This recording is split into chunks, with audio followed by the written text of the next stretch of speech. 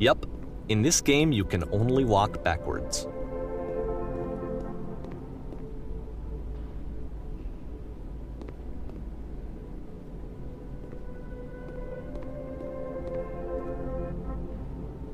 So it's a short and relatively minimalist experiment combining motion and narrative. It is less advanced than the previous game, but actually it seems to be more focused, more complete. Code is trying to give it a unique voice rather than simply basing it on a pre-existing trope.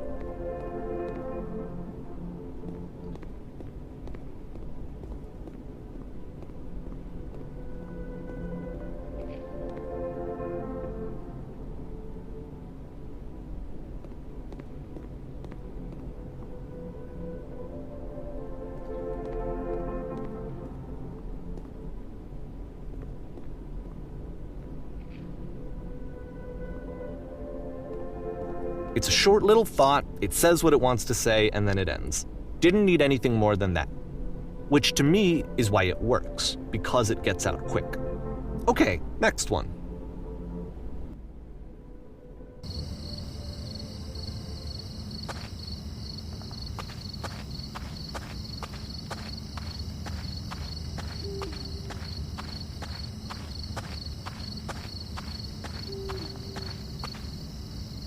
And that's it.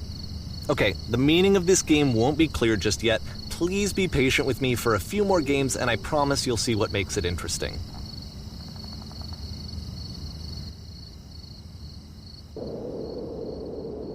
Oftentimes, Coda would put bizarre titles like this one at the start of his games.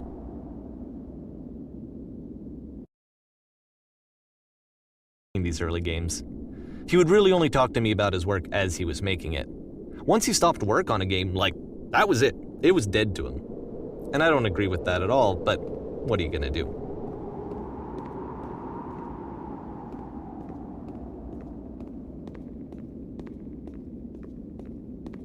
I know it's tempting, but there's actually nothing over here. Sorry.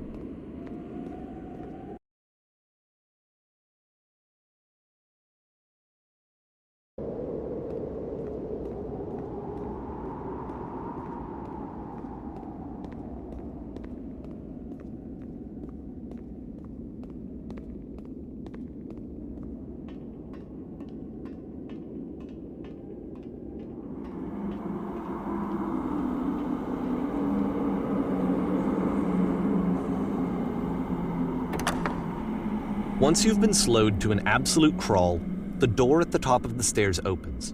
So why, if Coda's not showing these games to anyone, why bother opening the door at all? Well, to show you, I'm modifying the game here so that when you press enter, it'll bring you back up to full speed so you can enter the door for yourself.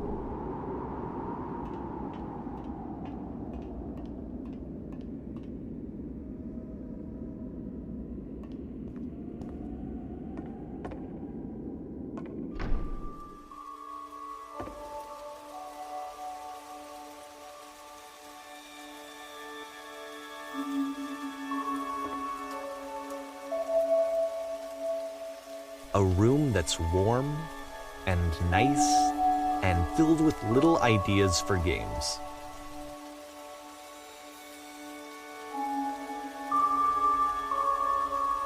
Coda would often tell me that he didn't mind if people thought of him as cold or distant.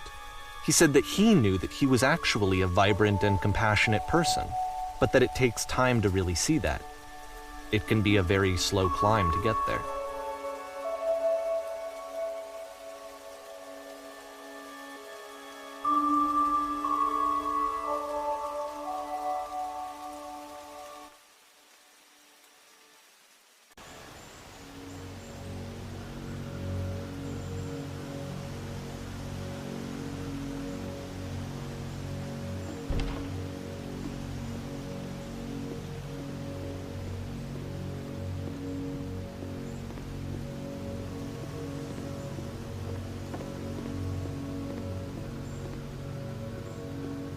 Well, this is new for Coda. It's an actual puzzle. Go ahead and see if you can solve it.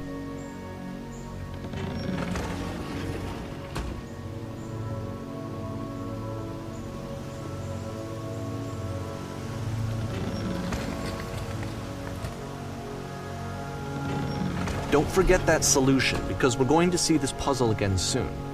We're going to see it a lot.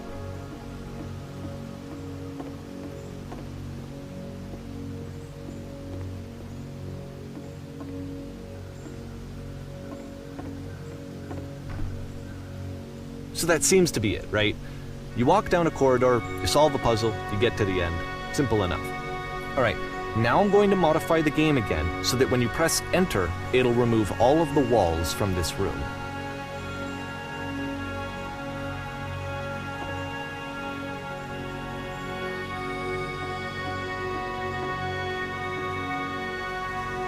How about that? There was more to it than we had any way of knowing. I actually find it funny that this game comes after the stairs game, since they essentially convey the opposite idea. So, in the stairs game, a dull exterior concealed a rich interior. And then, in this level, a dull interior hides this fantastic outer world. Either way, I think that the point is the same, is that most of the time you don't get to know what you're missing, or even that you're missing anything. That's not your role as a player. So if your role here is not to understand, then what is it?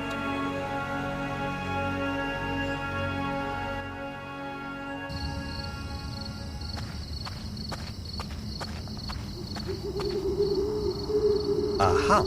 So, this, combined with the entering game from earlier, tells us that Coda believes his games are connected somehow. It could even be that the stairs game and the puzzle game are literally connected in between this and the entering game. There's a bigger picture that all of his games are meant to play a role in, some larger meaning that we won't be able to grasp until we've seen all of them. And once we have, we can step back and start to understand what exactly that bigger picture is.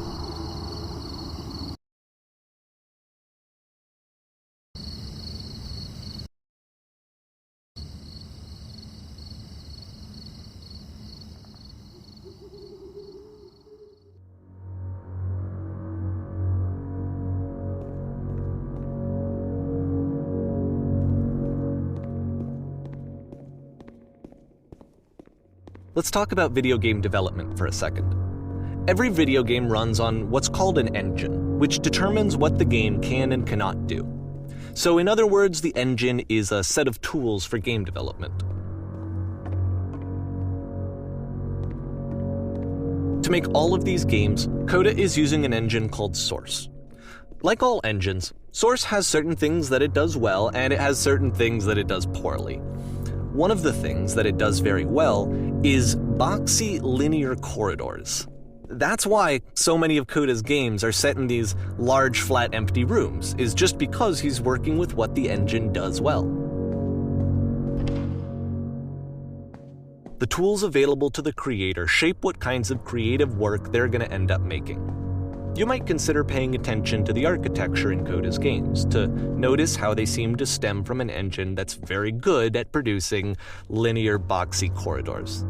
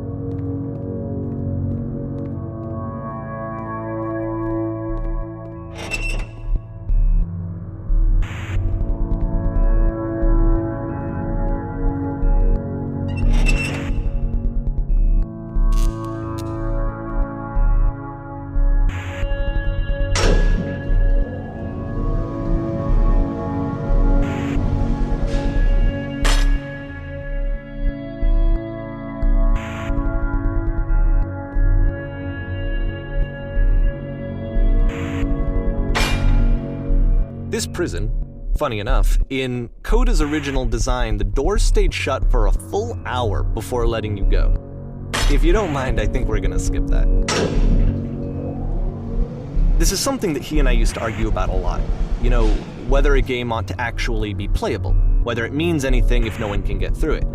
And I would always defend that, you know, all this work goes into the game, why not make it playable and accessible? And so we just got into heated arguments over it, and there was one time that after one of these conversations, he went home, and a day or two later, he sent me a zip file entitled Playable Games that was full of hundreds of individual games, each of which was just an empty box that you walked around in and nothing else. Believe me, I played every single one of those just to find out if there was like a gag hidden somewhere. There wasn't.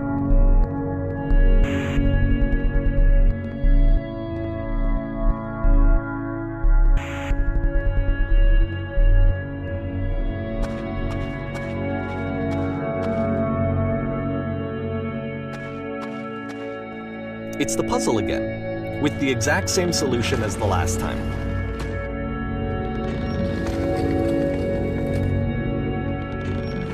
There's still no clear indication of what makes this puzzle so special that Coda is going to return to it over and over. But I promise I'll share with you my interpretation very shortly.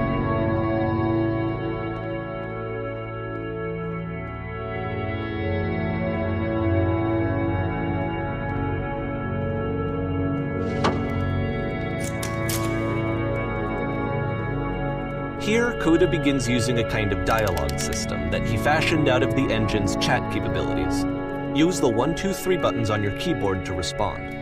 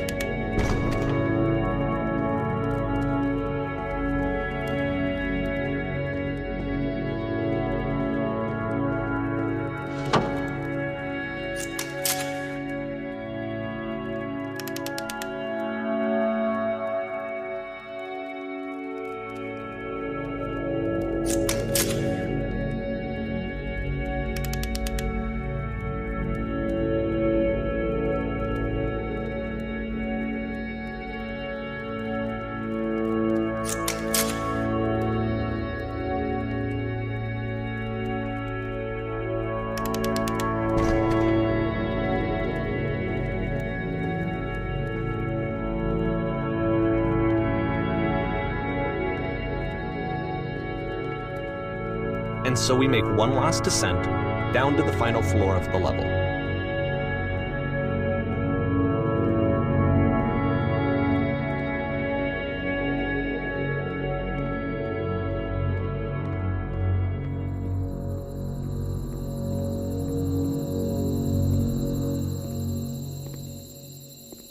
It's a lamppost.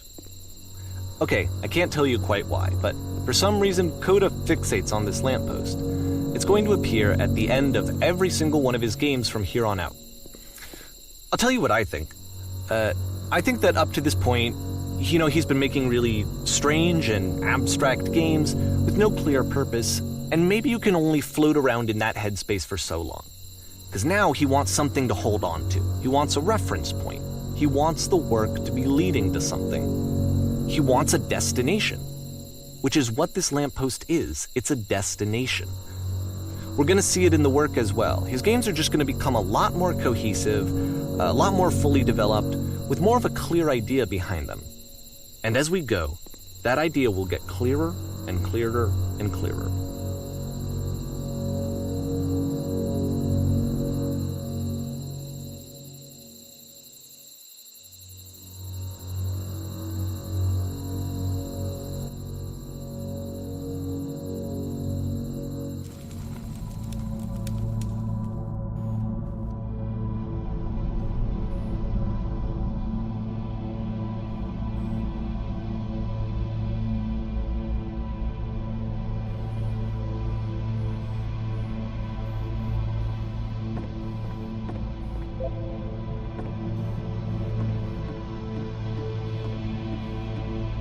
So first off, I'm sure you can deduce this, but this game is not connected to the internet.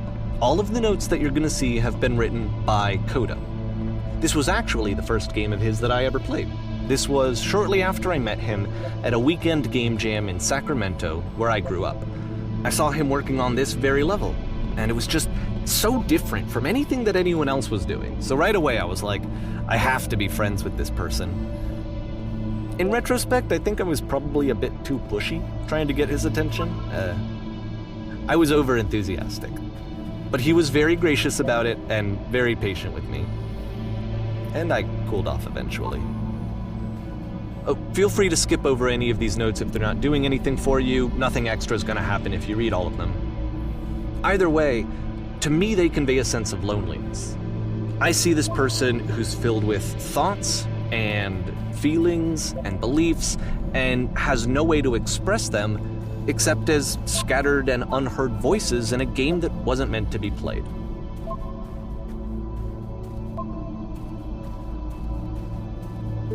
But it's ironic, isn't it, that in playing this game and seeing how alone Coda often felt, that we get to know him better and actually kind of connect with him. And I have to be honest with you, this idea is really seductive to me. That I could just play someone's game and see the voices in their head and get to know them better and have to do less of the messy in-person socializing. I could just get to know you through your work. I think this is why I always liked Coda's games so much, is because it felt like they let me have that connection. I felt as though he was inviting me personally into his world. And then I feel less lonely too.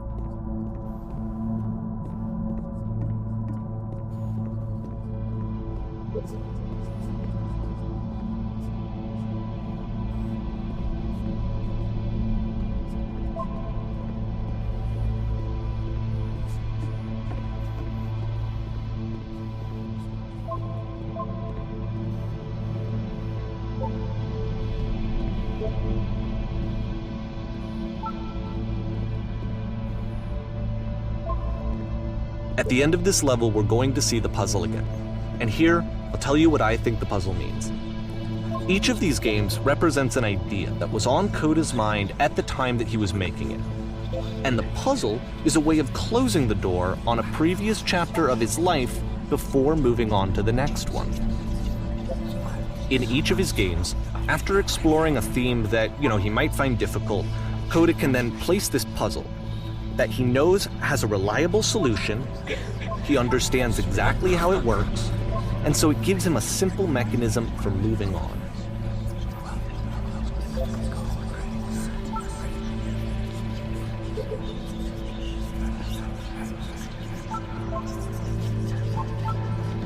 And because there's this dark area between the doors, a space between spaces, before you move on, you get to pause.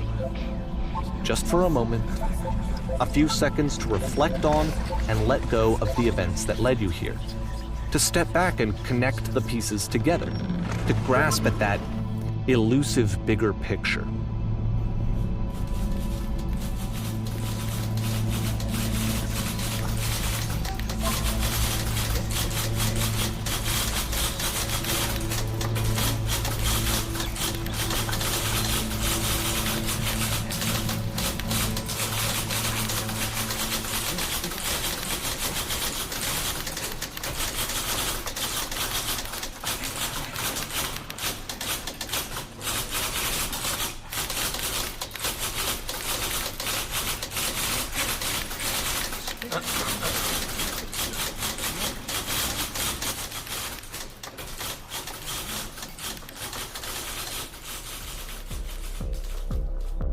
Okay, this one is tough. It's gonna kinda just spin its own wheels for a few minutes. Hang with it.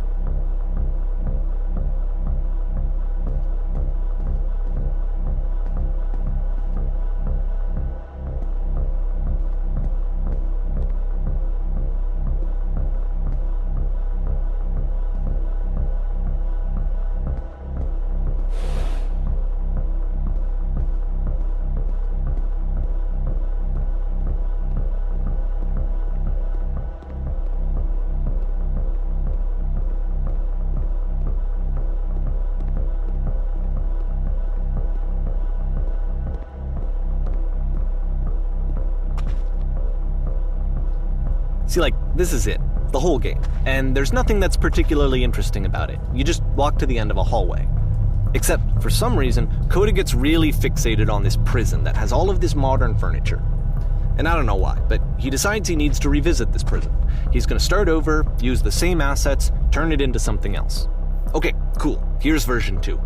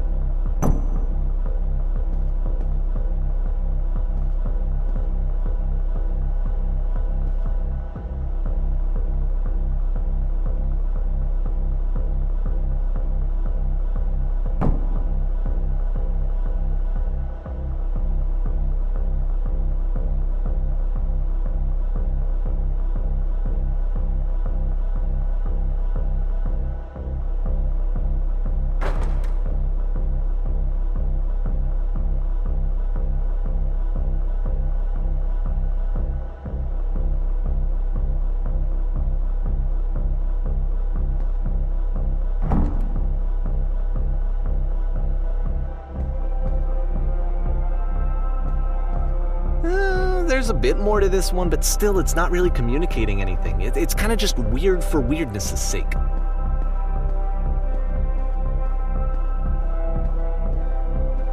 So okay, he throws it out and starts over.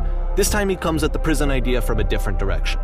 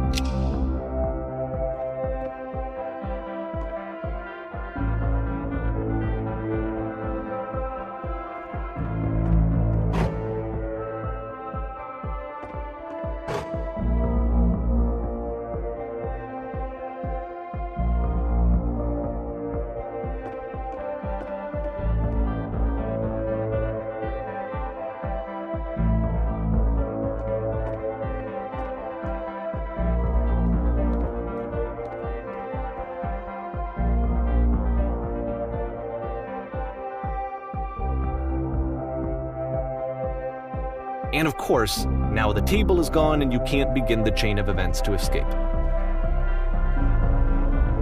Here's a version where there are no bars, but you can't actually get to the well. And then a version where the inside of the prison is the outside and the outside is the inside. Let me just blink you real quick through a few more of these. I mean, he really unloaded on this prison idea. There's nearly a dozen of them. Personally, I think it's awful to watch this, to see a person basically unraveling through their work. And for what? Like, at what point do you just go, maybe there are game ideas other than this prison that I could be working on? But Coda doesn't have that voice telling you to stop, that particular mechanism of defense against yourself. Without it, you just spiral. And so he keeps going and going and going and going and going, and then he hits on something. And he likes it. And that's it. He's done. He stops making prisons. This is the very last version of the prison game that he created, and the reason I think it works is that the prison is not actually in it.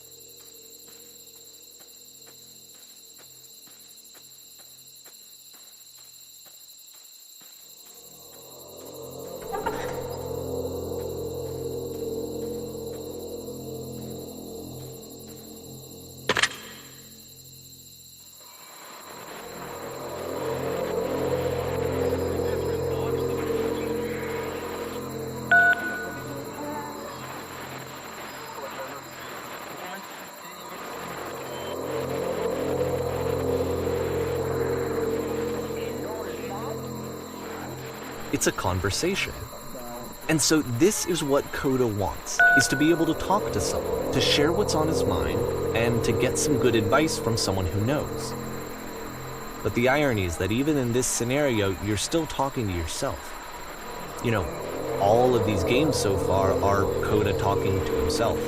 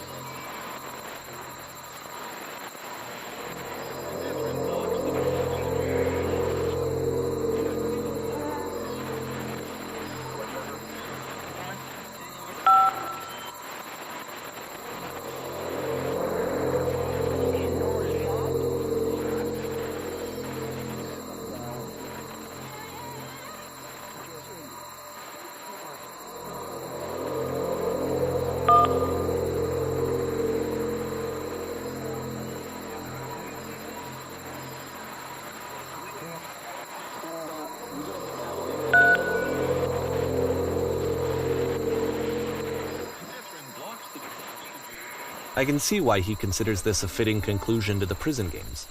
After all of the obsession and frustration, just to be told by someone you can trust that things are going to be okay. Wouldn't that be nice?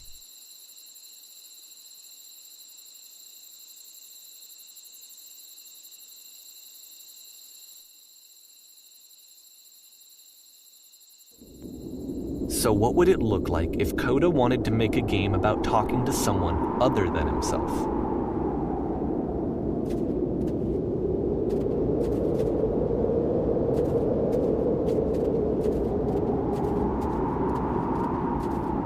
To me, this environment is meant to represent Coda's puzzle, with the two doors on either side and a dark transitional space between.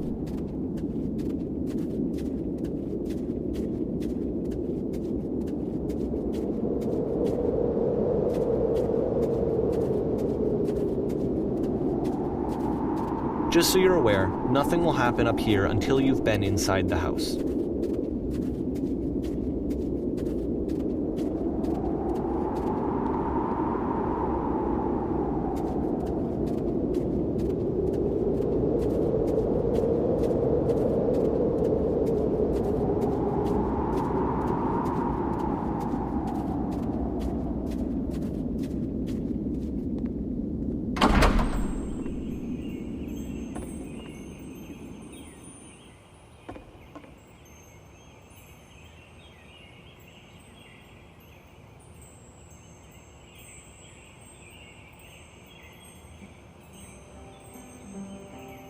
You'll notice that the quality of the art is a step up from previous games, including this new and improved chat system, which he started using from this point on. From here on out, he begins putting much more effort into the visual polish of his work, and this particular game took 2 months to create as a result.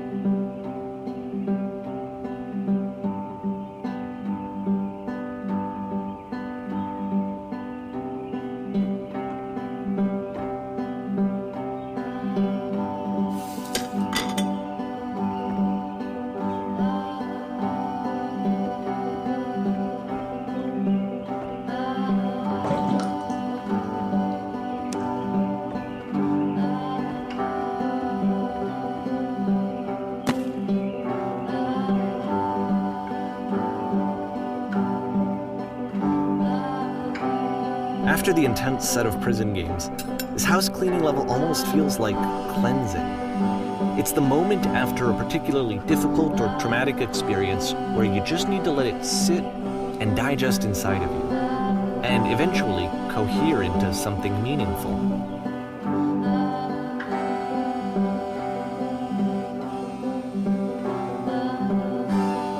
I know that Coda really liked this game. Of all of his work, actually, this was the only one that he called me up to ask me to come over and look at it. This was during a period of a few months where he was like grossly happy all the time, just walked around with a constant smile on his face.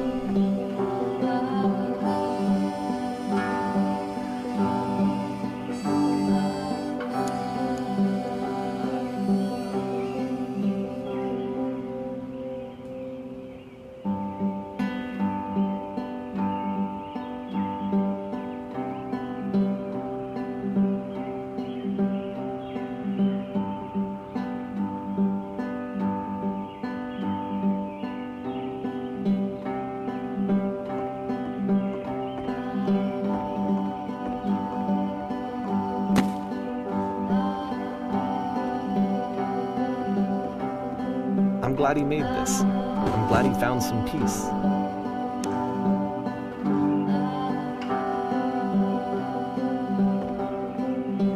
But, of course, it can't last. The music stops, your companion is gone, it's time to leave. The door at the top of the hill is now open as well. Again, you can't stay in the dark space for too long. You just can't. You have to keep moving. It's how you stay alive.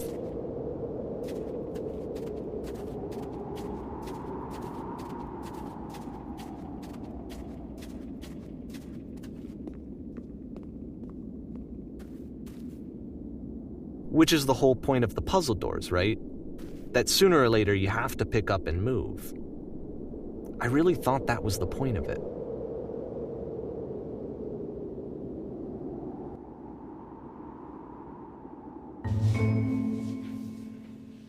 This one gets a bit goofy.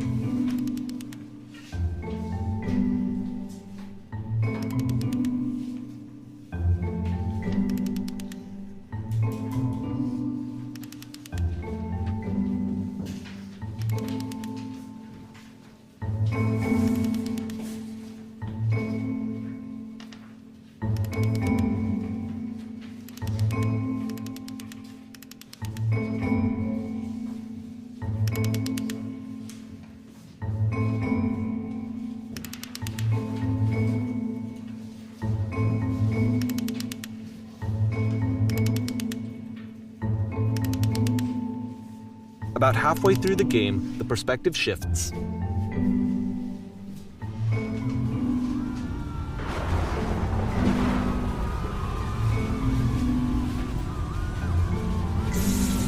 And you play as the teacher. And suddenly, you discover that your teacher is just as bigoted and afraid as you are.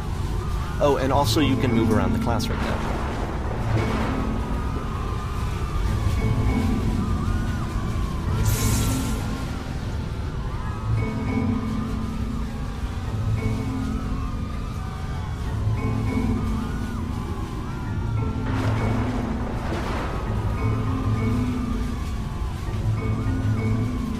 I fell pretty hard for this one. I feel like it's one of the most relatable experiences that you can have. To assume that some other person is perfect and totally fulfilled in every way, and completely miss all of the little flaws that make them painfully human. I think about this game a lot these days.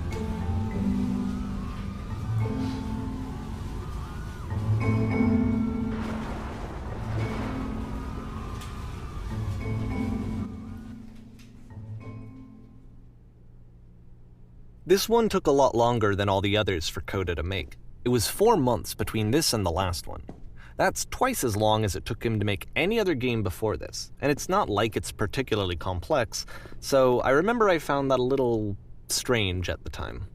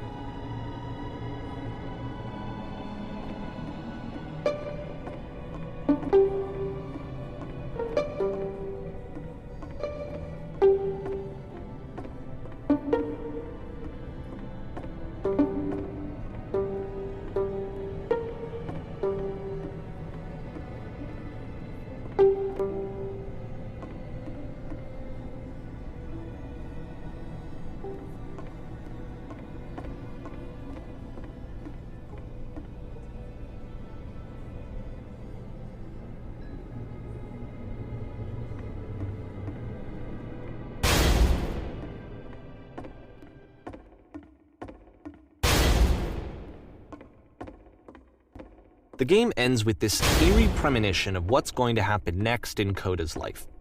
The solution to social anxiety, to fears of having to perform and having to chase success, the answer for Coda is to withdraw, to hide himself away. Which is what leads to scenarios like the stairs that slowed you down several games ago, where it just becomes harder and harder to access Coda's inner landscape because he keeps retreating. He just keeps backing away from possible connections to anyone other than himself. And to be honest, I didn't consider it very healthy when I first played this game. It looked to me like he was trying to justify the idea of just disconnecting yourself from the world. And that wasn't what I wanted for him or for his games. Because I feel like a lot of his games are inviting me to connect with this person, to bring him closer. But what can you do? After this, Coda went off and took another 5 months to make a new game.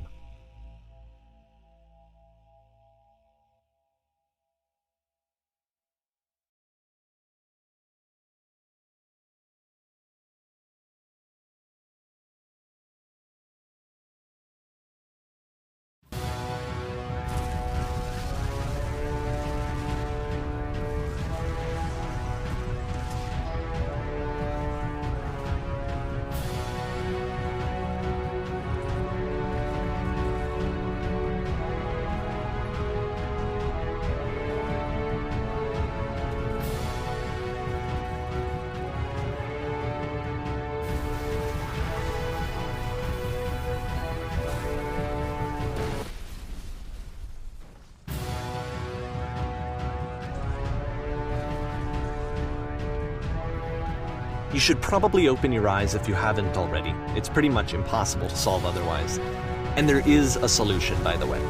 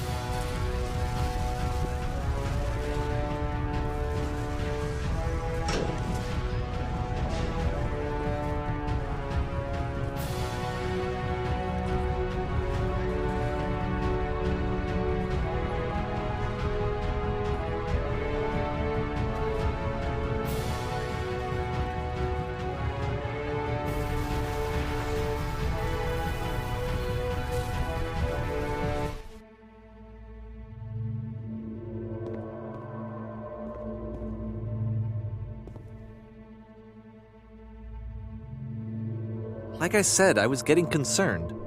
First off, he's never been this explicit in his work about exactly what he's thinking. So where's that coming from? But then even weirder, his work has potentially stopped being an outlet for him. Not like he's having trouble iterating on ideas, but he literally just can't think of new ideas anymore.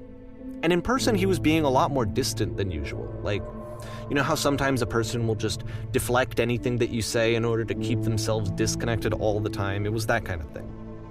Here was the point in my relationship with Coda where I really started to wonder if he needed my help in some way.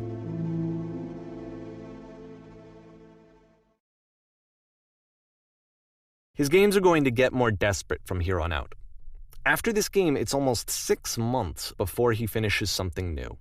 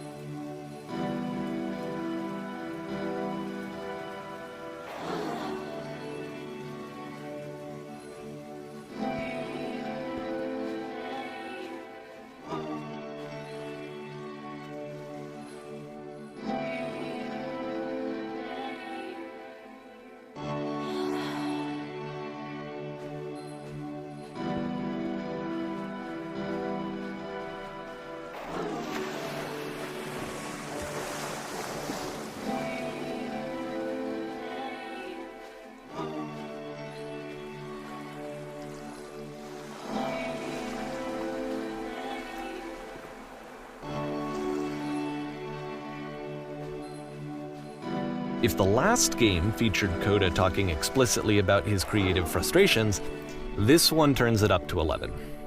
Now, put yourself in my shoes playing this. Here's a friend whose work is exhibiting signs of struggle, frustration, anxiety, depression, even. And yet, still, he keeps making games. He keeps throwing himself into the grinder even when he clearly doesn't have the energy for it anymore. Why? What is it for?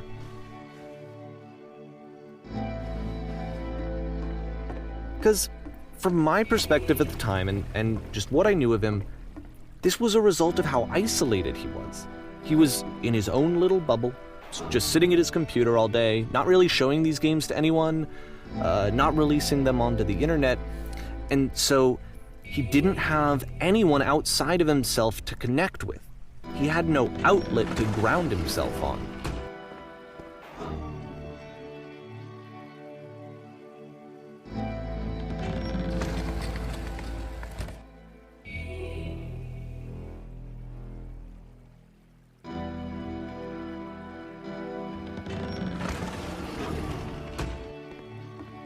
You can't talk yourself out of loneliness. It doesn't work that way. You can't be the one writing both the questions and the answers. Then there's no movement. Then there's no circulation. If all of your anxieties are being channeled into your work, then if the work ever fails, you have no backup and you're just going to crash.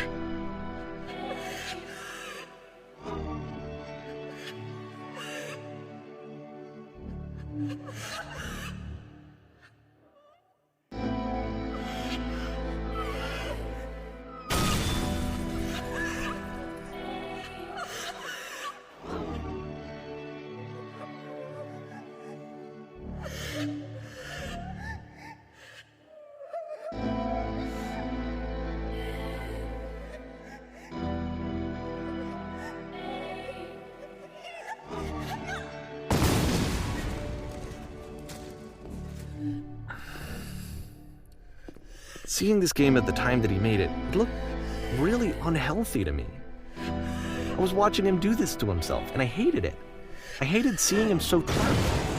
It's like, video games are not worth this amount of suffering. This is someone I really cared about, and I used to get so much joy out of seeing him create. For him to suddenly become angry and frustrated like this, it was the worst thing for me.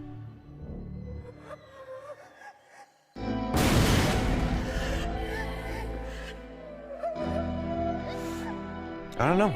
This is what I felt at the time. I don't know how else to explain it. I wanted it to stop more than anything. I had never felt so wrong. I needed more than I had ever needed anything for this to stop.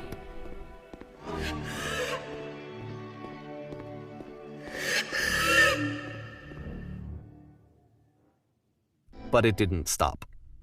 After finishing this one, Coda takes another 7 months and comes up with a new game.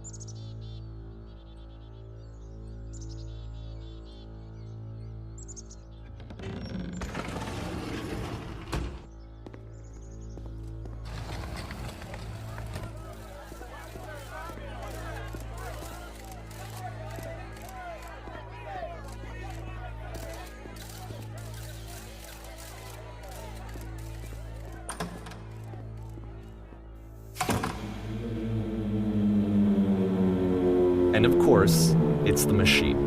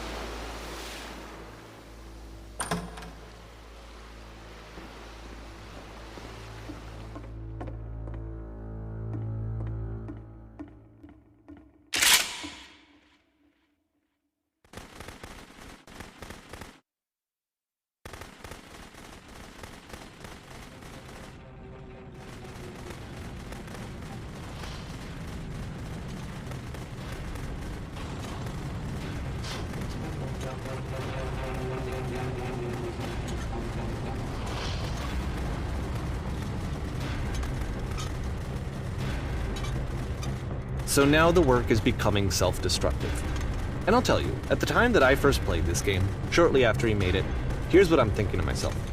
I'm thinking that code is stuck in his own head, and that it's having a very negative effect on him, and that all he needs to do is just start showing his work to people, to get some actual feedback on his games. It might get him out of isolation.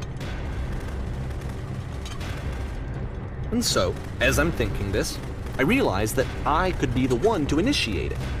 Because it would never occur to Coda to start actively soliciting feedback, so what if I did it for it? If he could see the difference it would make to have more actual conversations with other human beings, would that bring him out of his mental spiral? Would it give him confidence in himself? Would it bring meaning back into his work?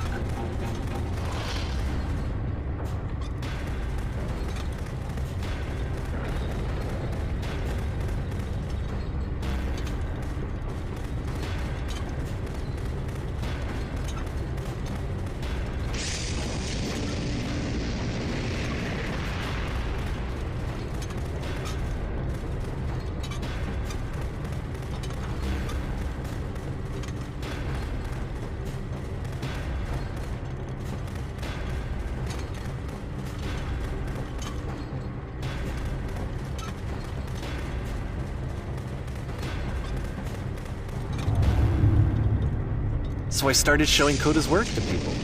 I took this one, and the islands which you just played, the theater, the notes, the house cleaning game, and some of the prison escape games. I brought them to people that I knew and trusted. I asked their opinions. And the great part is that they really loved his games. You know, the point of it all was just to give him some external reference point, but they genuinely loved his work. There was nothing for him to be afraid of.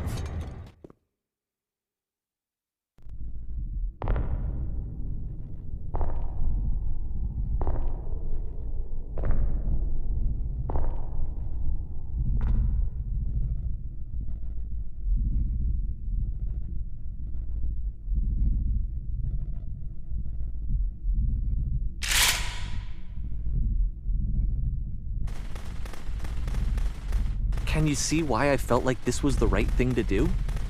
Because it's the thing that I always feel like I need, to be told that my work is good, that I am good.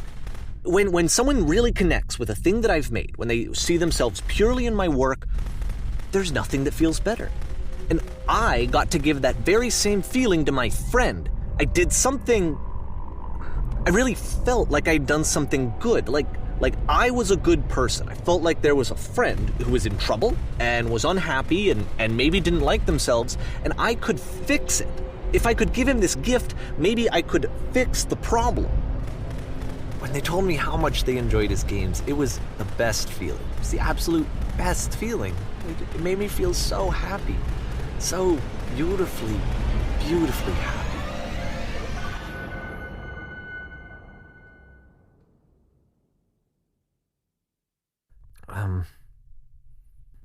So anyway, Coda finishes this game, and then really he just kind of takes off for a while.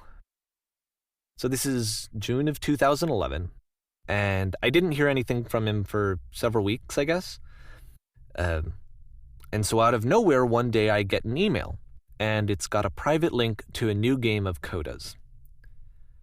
This one is called The Tower, and to my knowledge, it's the last game that Coda ever made. So let's take a look.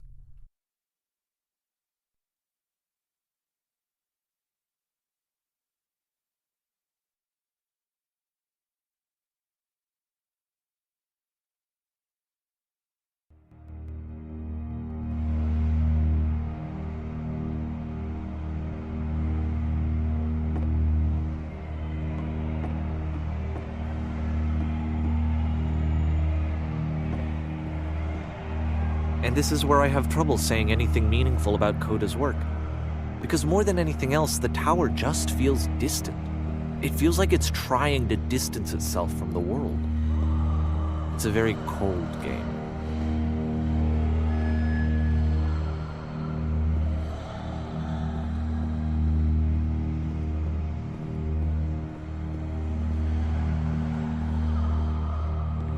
This room actually has a maze in it.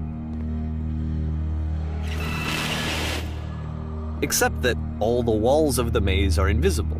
And then every time you touch one of the walls, there's this awful flashing and noise, so the experience is really miserable. The game goes beyond not being meant to be played, it actually seems to despise the player for trying to play it at all. But I do want to show you the rest of the levels, so when you're ready to continue, press enter and I'll put a bridge over the maze.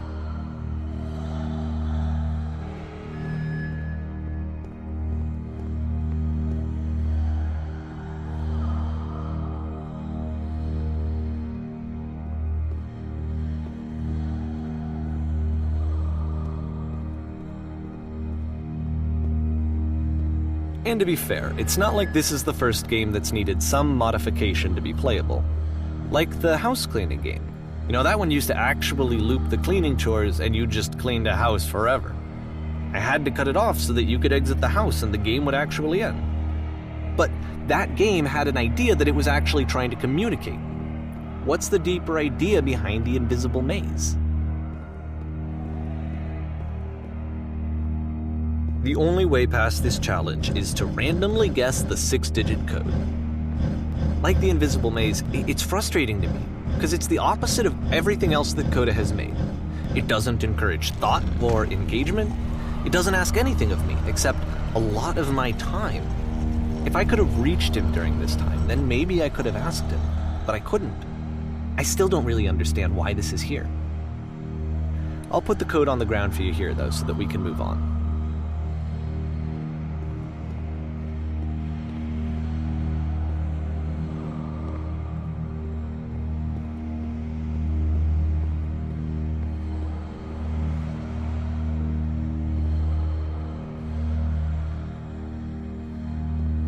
The switch to open this door is actually on the other side of the door, meaning that it's literally impossible to solve from this side. So even if you somehow brute forced your way through the first 2 challenges, and you got to this point, there's actually just no way to progress. And it's scary for me, the idea of Coda cutting himself off entirely, just saying, you know, that's it, that's the end of the conversation, not giving me any way to fix the problem. I feel like a failure, I guess, when I can't fix the problem. But I can open this door for you, so let me do that.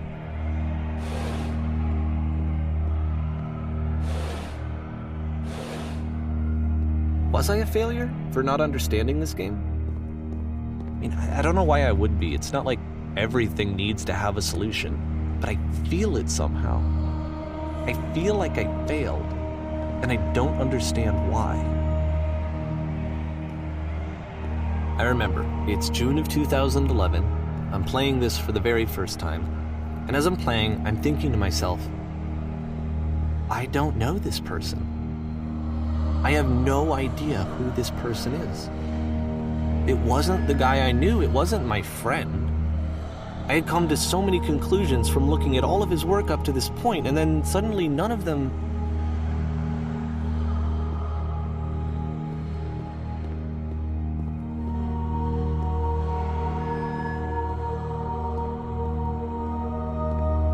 I had been trying to, though. That was the thing. For years, I was trying to get to know him, to understand who he actually was and what he stood for. I asked him so many times to please just tell me what his games mean to him. I asked him please to tell me what the 3 dots mean. And he wouldn't.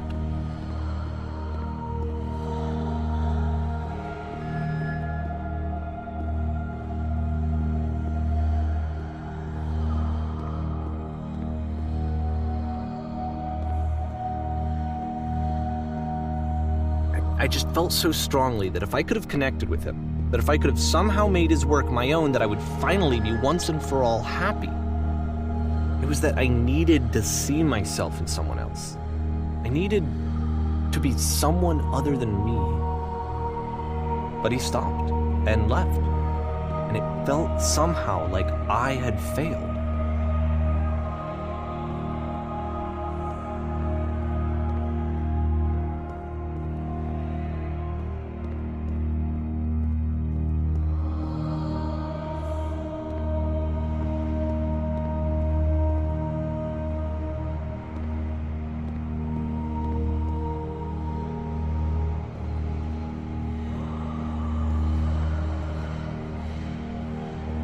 Where did I screw up?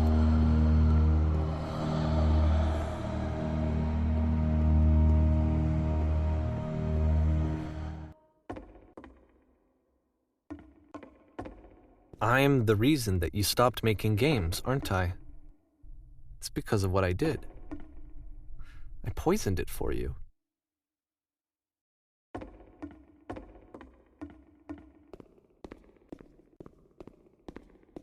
I don't think I ever told you this, but when I took your work and I was showing it to people, it actually felt...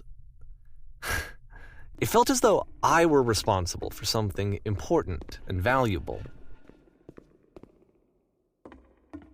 And the people who played them, they treated me like I was important. They really listened and cared about what I had to say. Even though I was showing your work, I felt good about myself. Finally. For a moment, while I had that, I liked myself.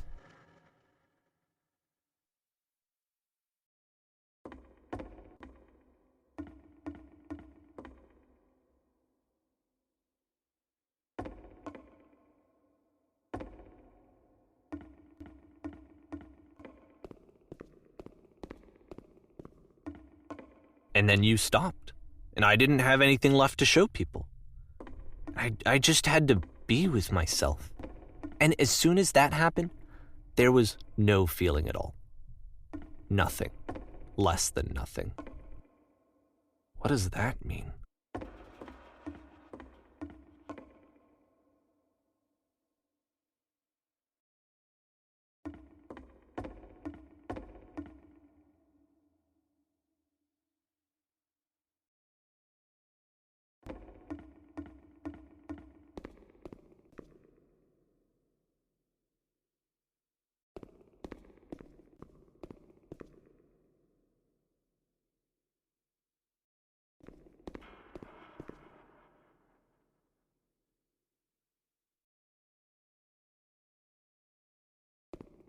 I'm afraid that I did something really stupid because I don't like myself.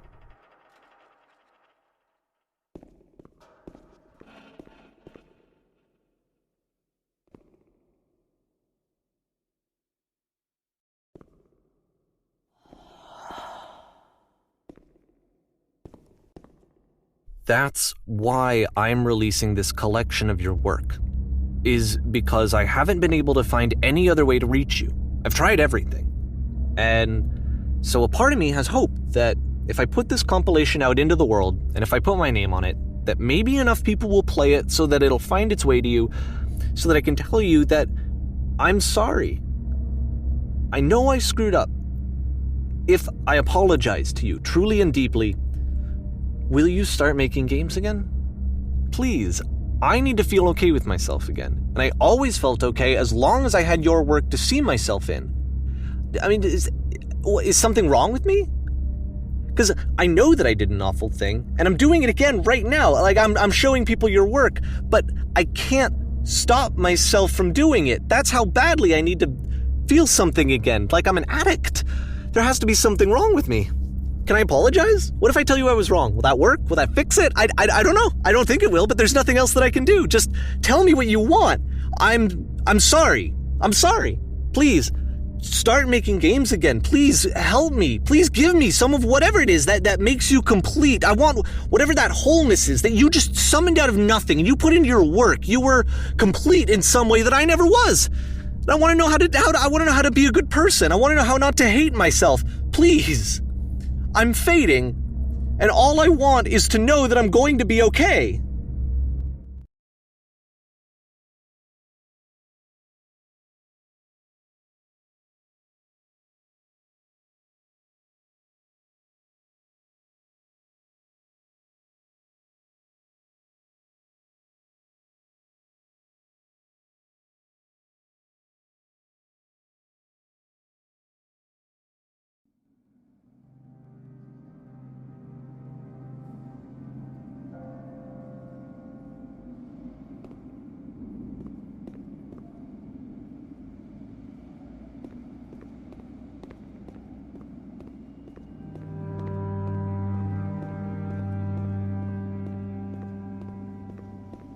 more love, more praise, more people telling me that I'm good. Always more. It's like a disease.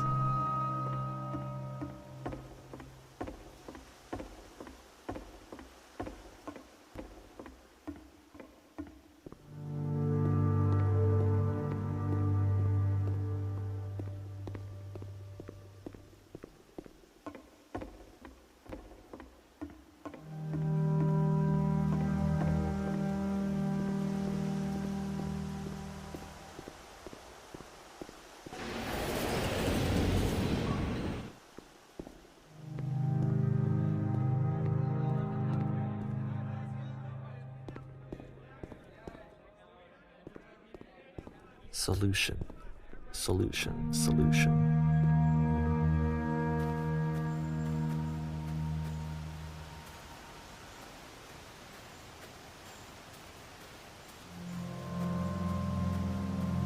I guess if someone had told me ahead of time that he just really enjoyed making prison games, maybe I wouldn't have thought he was so desperate.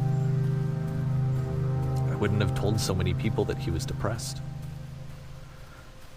Maybe he just likes making prisons.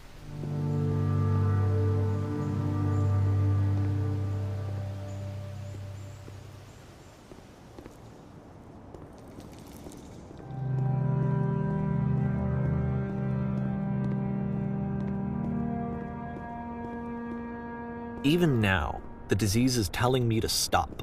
Don't show people what a shitty person you are. They'll hate you.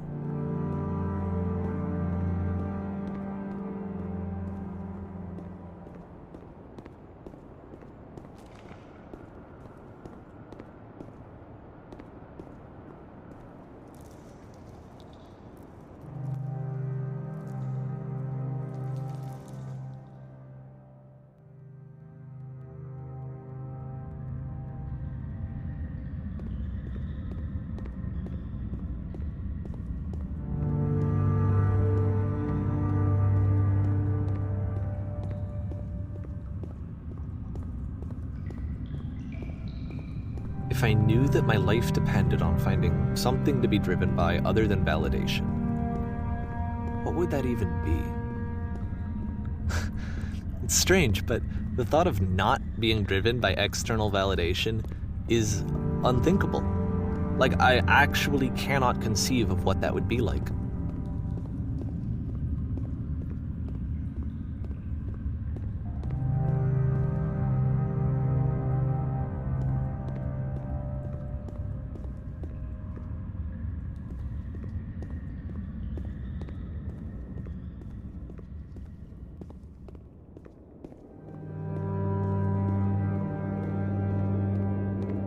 What now?